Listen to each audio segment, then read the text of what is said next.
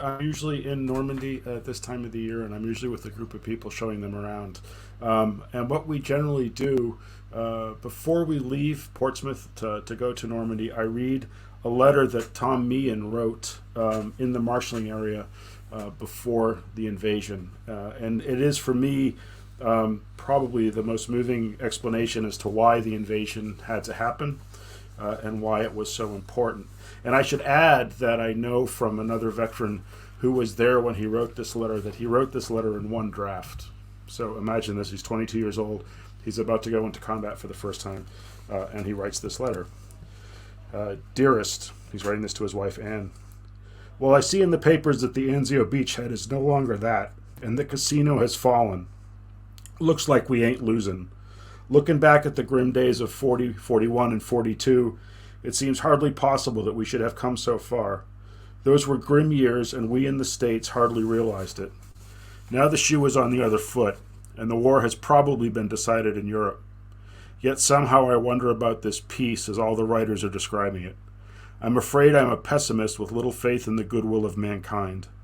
Looking it over, thinking about it, brings the realization that any peace will be compromised, not everlasting.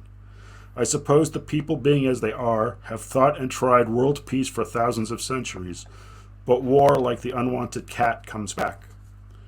All we want is our way of life, and all the handshaking and backslapping in the world won't change our ideas to conform with the other fellows.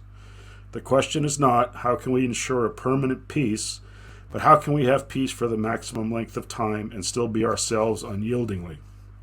The natural, the human, and the inevitable. And so generation after generation has its day of crawling in filth and extracting the life of some other joker that only wanted peace but a different brand of it. We're fortunate in being Americans. At least we don't step on the underdog.